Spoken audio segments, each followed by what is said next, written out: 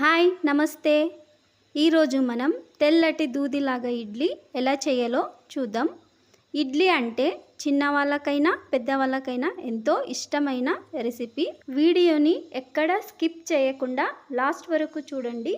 నచ్చితే ఒక సబ్స్క్రైబ్ చేయండి. ఇడ్లీ పిండి ప్రిపేర్ చేయడానికి ఫస్ట్ నేను ఇక్కడ ఒక గ్లాస్ మినపప్పు తీసుకుంటున్నానండి. పప్పుని 2 సార్లు మంచిగా కడిగి ఒక 5 గంటల సేపు నానపెట్టాలి.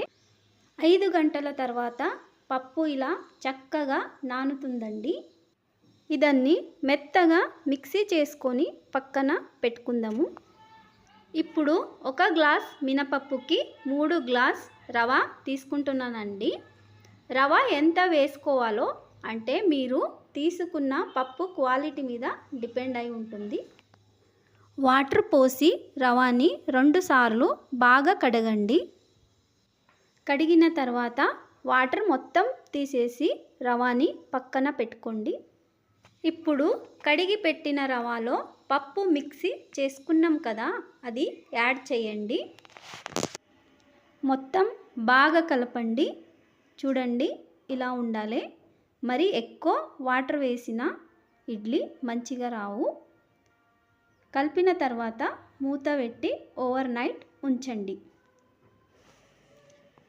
నైట్ అంతా ఉంచాం కదా, చూడండి ఇడ్లీ బ్యాటర్ ఎంత మంచిగా రెడీ అయిందో.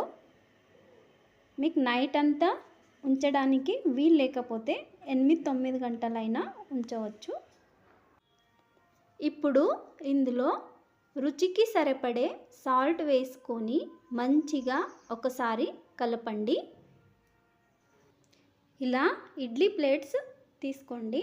అన్ని ప్లేట్స్కి ఆయిల్ పెట్టి అదన్ లోపల ఇడ్లీ రవ వేసుకోండి. మొత్తం రవ వేసిన తర్వాత ఇడ్లీ స్టాండ్ కుక్కర్లో పెట్టి మీడియం మంట పెట్టి స్టీమ్ చేసుకోండి. 10-15 నిమిషాల ఇడ్లీ రెడీ అయిపోతుంది.